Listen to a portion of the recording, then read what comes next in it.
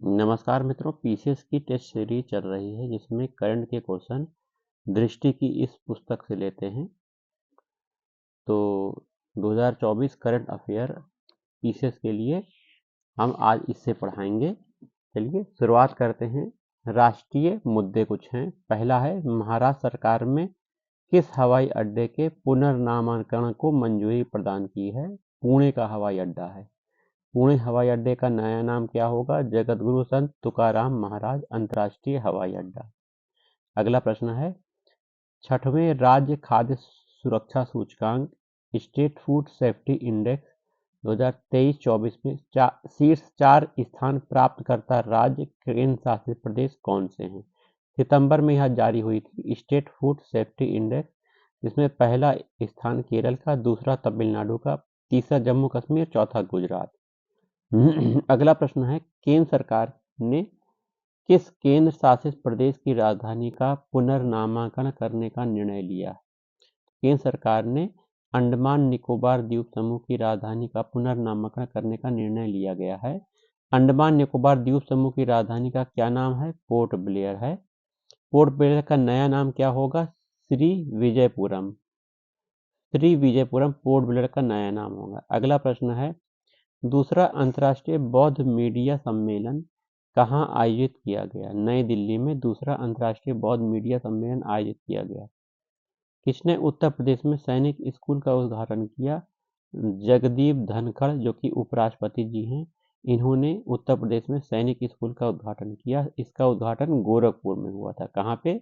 गोरखपुर में। अगला प्रश्न है, प्रधानमंत्री नरेंद्र मोदी जी ने वीडियो कॉन्फ्रेंसिंग के जरिए कहाँ जल संचय जन भागीदारी पहल की शुरुआत की? तो जल संचय जन भागीदारी पहल की शुरुआत सूरत, गुजरात में हुई थी। जल संचय जन भागीदारी पहल किस अभियान से जुड़ा है? जल शक्ति अभियान कैच द रेन से जुड़ा हुआ है। अगला प्रश्न है, राष्ट्रपति द्रौपदी मुर्मू जी ने कहाँ विश्व शांति बुद्ध विहार का उद्घाटन किया? तो उदगीर, लातूर जिला, महाराष्ट्र में विश्व शांति बुद्ध विहार का उद्घाटन राष्ट्रपति जी ने किया। अगला प्रश्न, उत्तर प्रदेश सरकार ने किस विश्वविद्यालय के मुख्य भवन में वैदिक 3D संग्रहालय बनाने की मंजूरी दी है?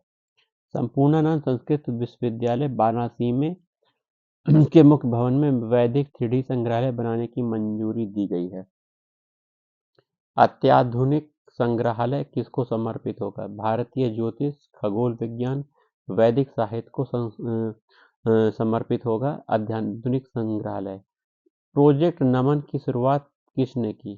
तो 30 अगस्त 2024 को प्रोजेक्ट नमन चालू हुआ, जो कि भारतीय थल सेना ने इसको चालू किया था। प्रोजेक्ट नमन के तहत किसको सहायता एवं सुरक्षा प्रदान की जाएगी? रक्षा पेंशन भोगियों को, भूतपूर्व सैनिकों को, उनके परिवारजनों को सहायता सेवाएं दी जाएंगी। प्रोजेक्ट नमन किस प्रणाली के कार्यान्वयन पर केंद्रित है?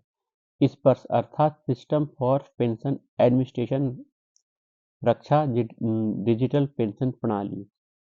उत्तर प्रदेश मंत्रिमंडल द्वारा, अगला प्रश्न है, डिजिटल मीडिया संबंधित किस नीति को मंजूरी प्रदान की? तो उत्तर प्रदेश डिजिटल मीडिया नीति 2024 अगस्त 2024 में आया। उत्तर प्रदेश राज्य पिछड़ा वर्ग आयोग का अध्यक्ष किसे नियुक्त किया गया? राजेश वर्मा को उत्तर प्रदेश राज्य पिछड़ा वर्ग आयोग का अध्यक्ष नियुक्त किया गया। बिहार खेल विश्वविद्यालय एवं राज्य खेल अकादमी का उद्घाटन कहाँ किया गया?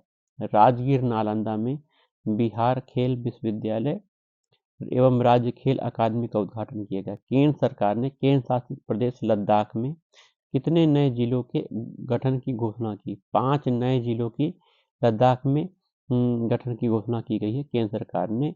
ये जिले कौन कौन से हैं? जास्कर, द्रास, साम, नुब्रा, चांगथांग। आइए, बीएचयू बनारस हिंदू विश्वविद्यालय और किस अकादमी ने नेपाली भाषा और संस्कृति अध्ययन के लिए समझौता किया? तो नेपाल अकादमी ने बनारस हिंदू विश्वविद्यालय से समझौता किया। पीएम मोदी की अध्यक्षता में केंद्रीय मंत्रिमंडल ने किस योजना को मंजूरी दी? प्रधानमंत्री आवास योजना शहरी को 9 अगस्त 2024 को केंद्रीय मंत्रिमंडल ने मंजूरी दी। प्रधानमंत्री आवास योजना शहरी कब शुरू हुई? जून 2015 को प्रधानमंत्री आवास योजना चालू हुई। राष्ट्रीय महिला आयोग की अध्यक्ष सुश्री रेखा शर्मा ने किसका उद्घाटन किया? डिजिटल शक्ति केंद्र का उद्घाटन किया। 5 अगस्त 2024 को किया। डिजिटल शक्ति केंद्र का उद्देश्य महिलाओं के खिलाफ साइबर अपराधों के बारे में लोगों में जागरूकता बढ़ाना डिजिटल शक्ति केंद्र का उद्देश्य है। अगला है, आपदा जोखिम प्रबंधन के लिए बीमा समाधान को कार्यान्वित करने वाले देशों का पहला राज्य कौन सा है? नागालैंड है। ठीक है। देश में 3 नए आपराधिक कानूनों के सुचारू कार्यान्वयन को सुनिश्चित करने हेतु कौन सा 4 ऐप शुरू किया गया? नए आपराधिक कानूनों के सुचारू कार्यान्वयन को सुनिश्चित करने के लिए ई साक्ष्य, न्याय सेतु, न्याय श्रुति, ई समन ऐप चालू किए गए हैं। उत्तर प्रदेश के गोरखपुर से लेकर पश्चिम बंगाल तक 519 किलोमीटर लंबा कौन सा एक्सप्रेस वे बनाया जा रहा है? Gorakhpur Siliguri express way 519 kilometre है, जो कि गोरखपुर से लेकर ये पश्चिम बंगाल तक जाएगा। ठीक है। अगला प्रश्न है, गोरखपुर सिलीगुड़ी एक्सप्रेस वे किन 3 राज्यों से होकर जाएगा? उत्तर प्रदेश, बिहार और पश्चिम बंगाल से होकर जाएगा। 519 किलोमीटर लंबा। उत्तर प्रदेश, बिहार, पश्चिम बंगाल।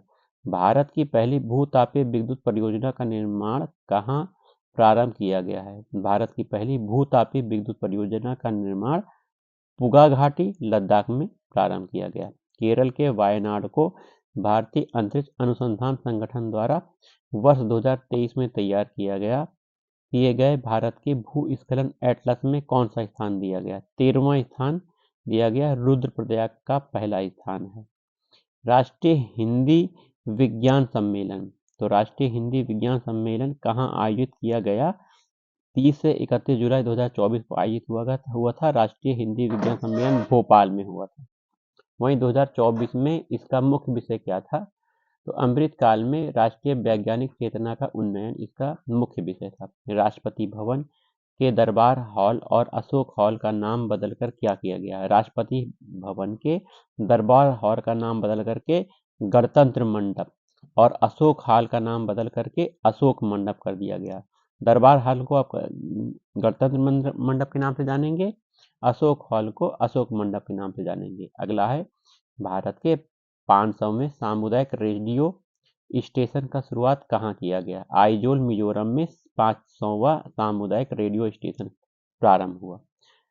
सिंकुन ला सुरंग परियोजना, सिंकुन ला सुरंग परियोजना के निर्माण कार्य की शुरुआत कहाँ किया गया? लद्दाख में किया गया।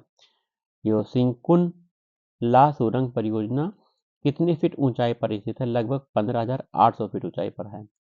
इस सुरंग की लंबाई 4.1 किलोमीटर है।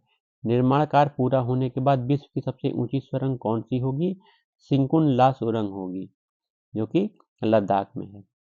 उत्तर प्रदेश सरकार ने वृक्षारोपण जन अभियान 2024 के तहत किस पहल की घोषणा की?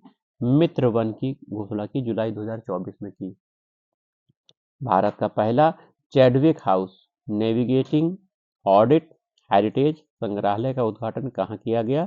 जून 2024 में हुआ था। शिमला, हिमाचल प्रदेश में उद्घाटन किया गया। आइए, संसद भवन परिसर में लोकसभा सचिवालय द्वारा किसका विकास किया गया? जहां प्रतिष्ठित भारतीय नेताओं एवं स्वतंत्रता सेनानियों की प्रतिमाएं स्थापित हैं। प्रेरणा स्थल है।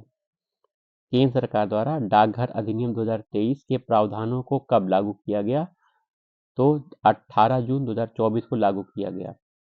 उत्तर प्रदेश मंत्रिमंडल द्वारा उत्तर प्रदेश राज्य विश्वविद्यालय मुरादाबाद का पुनर्नामकरण किए जाने की मंजूरी प्रदान की गई। इस विद्यालय का नया नाम क्या होगा?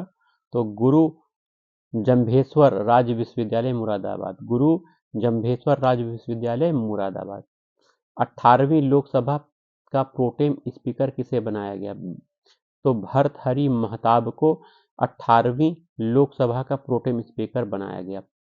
किस राज्य केंद्र शासित प्रदेश ने उल्लास नव भारत साक्षरता कार्यक्रम, उल्लास नव भारत साक्षरता कार्यक्रम के तहत पूर्ण कार्यात्मक साक्षरता हासिल की? तो लद्दाख ने पूर्ण कार्यात्मक साक्षरता हासिल की। उत्तर प्रदेश में पर्यावरण सुरक्षा के मद्देनजर बायोप्लास्टिक पार्क कहाँ निर्मित किया जाएगा? तो कुंभी गांव लखीमपुर खीरी में बायोप्लास्टिक पार्क का निर्माण उत्तर प्रदेश में किया जाएगा, पर्यावरण की सुरक्षा को मद्देनजर देखते हुए। कहाँ होगा? एक बार फिर कुंभी गांव लखीमपुर खीरी। ठीक है। विश्व का पहला ओम आकार का मंदिर कहाँ निर्मित किया गया? पाली राजस्थान में किया गया। 2024 में किस संग्रहालय के 100 वर्ष पूरे हुए?